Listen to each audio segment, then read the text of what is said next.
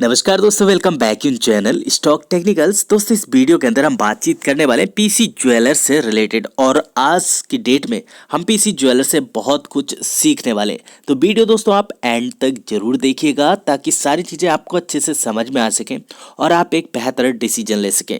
आपको बहुत अच्छे से याद होगा जब हम इस कंपनी को कवर कर रहे थे और कंपनी के अंदर हमें तेजी बनते हुए देखने को मिल रही थी, तो कंपनी ने अपना 4600 करोड़ के बेंचमार्क को टच किया जो कि कंपनी की मार्केट कैप है। और अभी की डेट में देखा जाए तो 1500 करोड़ का ही मात्र यहाँ पर कंपनी का कैपिटलाइजेशन बचा है। तो कंपनी ने अपने अप्रॉक्सीमेटली 1/3 कैपिटल को लूज कर दिया। अब इतना बड़ा लॉस कंपनी को क्यों होते हुए देखने को मिला उसके बारे में भी बातचीत करेंगे। हालांकि पिछले 2 दिनों से हमें कंटिन्यू बेसिस पर कंपनी के अंदर अपर सर्किट लगते हुए देखने को मिल रहे हैं और इन अपर सर्किट के पीछे क्या वजह है इसके बारे में भी हम बातचीत करेंगे। पिछले 5 दिनों की बात की जाए तो हमें एक नेगेटिव मोमेंट के साथ में देखने को मिल रहा है और साथ ही साथ अगर एक महीने की बात की जाए लोअर सर्किट के चलते यहाँ पर हमें 60% तक करेक्ट होते हुए देखने को मिला है, क्योंकि यहाँ पर 30% का करेक्शन इजीली हमें किसी भी स्मॉल कैप कंपनी में या फिर किसी भी माइक्रो कैप कंपनी में देखने को मिल जाता है। बट जब कभी ऐसी सिचुएशन होती है कि एक तो कंपनी हमें डाउन ट्रेंड में देखने को मिलती है और कंपनी के अंदर कुछ नेगेटिव सेंटीमेंट बनते हैं, तो ऐसी स्थिति में हमें कुछ इस तरह की गिरावट भी देखने को मिल सकती है जैसे कि अभी के दिनों में हमें पीसी ज्वेलर्स के अंदर देखने को मिल रही है। कारण कई हैं, उनके बारे में भी बातचीत करेंगे। हालांकि इन कारण के आप बखूबी से जानते हैं कि कंपनी के अंदर क्या कारण बचे थे एंड जिसकी वजह से कंपनी को इतना बड़ा खामियाजा भुगतना पड़ा। एंड पिछले 6 महीने की बात की जाए तो यहाँ पर 65% तक करेक्ट कर चुके हैं। अब जिन्होंने यहाँ पर क्वार्टर वन के बाद में अपनी पोजीशंस को ट्रिम नहीं किया था उनके पोर्टफोलियो में काफ़ी बड़ा डेंट लगते हुए देखने को मिल रहा होगा। अब ऐसे में ऐसी स्थिति में उन्हें क्या करना चाहिए इसके बारे में भी हम अभी टेक्निकल्स के ऊपर बातचीत करेंगे। और ईयर टिल डेट की बात की जाए यानी कि 1 जनवरी से लेके अभी तक तो यहाँ पर अप्रॉक्सीमेटली 70%, जैसे मैंने कहा अप्रॉक्सीमेटली 1/3 कंपनी ने अपनी मार्केट कैप को लूज कर दिया है। इट मीन्स कंपनी का जो शेयर प्राइस है अप्रॉक्सीमेटली हमें 75% तक करेक्ट होते हुए देखने को मिल रहा है। हालांकि गूगल के ऊपर जो क्लोजिंग प्राइस देखने को मिल रहा है वो यहाँ पर हमें 70% के करेक्शन के ऊपर देखने को मिल रहा है। छोटी कंपनी को सरवाइव कर पाना बहुत मुश्किल दिखाई देता है कभी भी किसी भी सिचुएशन के अंदर। ऐसी कंपनीज के अंदर हमें काफ़ी बड़ी सेलिंग देखने को मिल जाती है, जैसे हमने कुछ दिनों पहले यानी कि आप मान सकते हैं पिछले 5 सालों के अंदर कंपनी के अंदर एक ऐसा मामला सामने आया था जिसकी वजह से कंपनी ने बहुत बड़ा खामियाजा भुगता था जो कि इनसाइडर ट्रेडिंग का था।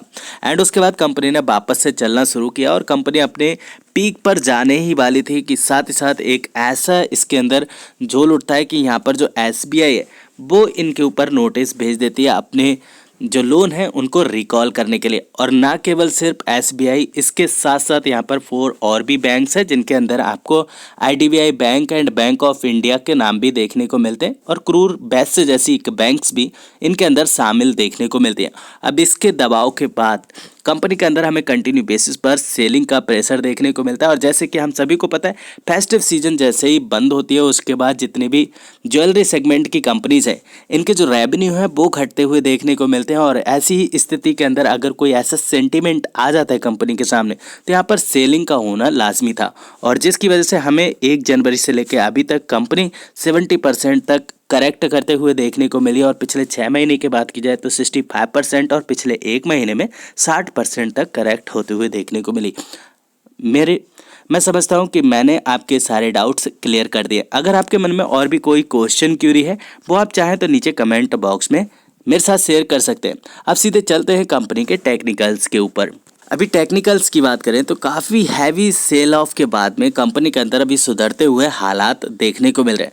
जैसे कि कल भी हमने नोटिस किया जो वॉल्यूम्स है इनके अंदर हमें काफ़ी अच्छा इजाफा आते हुए देखने को मिला। पिछले काफ़ी लंबे समय से वॉल्यूम्स हमें बहुत ज़्यादा ड्राई देखने को मिल रहे थे, एकदम ना के बराबर वॉल्यूम्स देखने को मिल रहे थे। बट पिछले वीक हमें वॉल्यूम्स के अंदर इंक्रीजमेंट देखने को मिला और कल के दिन हमें काफ़ी अच्छे वॉल्यूम के साथ में इसके अंदर हमें बाइंग आते हुए देखने को मिली।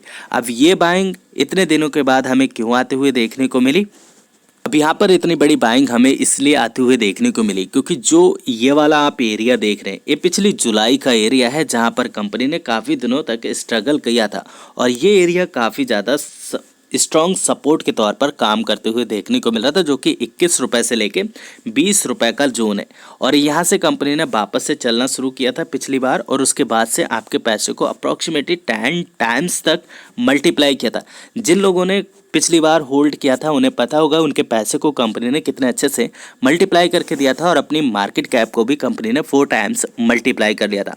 अब इसी जगह पर जब स्टॉक प्राइस वापस से घूम के आया है, तो इसीलिए यहाँ पर हमें वापस से वॉल्यूम्स इंक्रीज होते हुए देखने को मिले और वापस से बाइंग आते हुए देखने को मिली है। अब ऐसे समय पर अगर आपने ऊपरी स्तरों से कंपनी को बाइंग करके रखा है, मैंने पहले भी आपको कहा था 2-3 महीने पहले कि अगर आप इस जगह पर अपनी पोजीशंस को नहीं काट पाए हैं, तब आपको इस कंपनी को होल्ड करके चलना पड़ेगा, क्योंकि लॉस में अगर आप स्टॉक मार्केट में आए, अपने हर एक सौदा को आप लॉस में काट देते हैं। अगर आपके पोर्टफोलियो में 5% का लॉस लग रहा है तब तो आप काट सकते हैं, लेकिन अगर आपके पोर्टफोलियो में किसी कंपनी ने 30% का करेक्शन दिखा दिया है या फिर 40% का करेक्शन दिखा दिया, तो ऐसी स्थिति में अगर आप अपनी पोजीशंस काटेंगे तो अल्टीमेटली आप अपने कैपिटल को लूज करेंगे।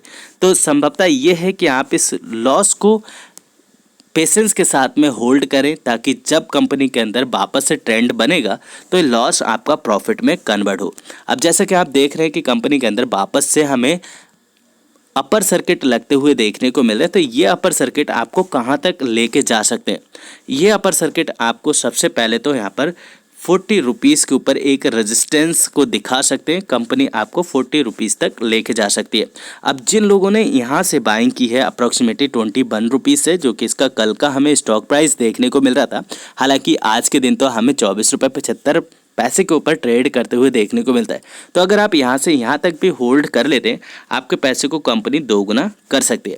और ऐसे में अगर कंपनी के पास में या कंपनी की तरफ से कोई पॉजिटिव अपडेट आ जाती है, जैसे कि इतनी जो चीज़ें चल रही हैं, बैंक्स ने इनके ऊपर रिकॉल का नोटिस जारी किया हो, और अगर ऐसे में कंपनी कह देती है कि हाँ हम इतने दिनों के बाद आपके लोन्स को चुका देंगे, तो ये तेज़ी आपको और भी ज़्यादा तेज होते हुए देखने को मिलेगी, और बहुत ही कम समय में कंपनी वापस से 70 रुपीज़ के लेवल को टच कर सकती है।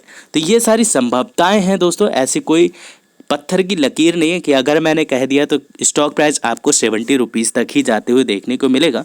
वैसे यहाँ से आपको 60 रुपीज़ से भी एक रेजिस्टेंस इस कंपनी के अंदर फेस करना पड़ सकता है। आपने निचली ओर अगर आज की डेट में या फिर कल की डेट में, आज तो आपको बाइंग करने का मौका ही नहीं मिला होगा, क्योंकि मॉर्निंग से ही हमें अपर सर्किट में स्टॉक प्राइस ट्रेड होते हुए देखने को मिल रहा है। अगर कल के दिन आपने इस कंपनी के अंदर बाइंग की है, बिल्कुल से आप होल्ड कर सकते हैं। आपका पैसा बहुत ही जल्द एक कंपनी मल्टीप्लाई कर सकते हैं। बट एक चीज़ का आप बिल्कुल से और भी ध्यान रखिएगा कि ये जो सपोर्ट जोन है, जो कि 20 रुपीज़ का और 21 रुपये से लेके 20 रुपये का जो है सपोर्ट जोन है, अगर ये निचली ओर ब्रेक होता है, तब ये कंपनी आपको और भी तेज़ी से नीचे फिसलते हुए देखने को मिलेगी, और इसका नेक्स्ट जो सपोर्ट बनेगा वो यहाँ पर आपको 15 रुपये के आसपास बनते हुए देखने को मिलेगा। उस समय पर हो सकता है मैं वीडियो नहीं बना पाऊँ, लेकिन आपके लिए अच्छे से समझ में आ सके, इसलिए मैं ये निचले वाली सपोर्ट भी आपको बता दे रहा हूँ। अगर अभी भी आपके मन में कोई क्वेश्चन क्यूरी रह गई है, तो वो आप नीचे कमेंट बॉक्स में मेरे साथ ज़रूर शेयर कीजिएगा। वीडियो आपको पसंद आती है दोस्तों तो लाइक ज़रूर कीजिएगा, आपका एक लाइक मुझे बहुत मोटिवेट करता है। फिर मिलेंगे नेक्स्ट वीडियो में, तब तक आप अपना बहुत ढेर सारा ख्याल रखिए। Thanks for watching, see you next video, bye bye for now, God bless.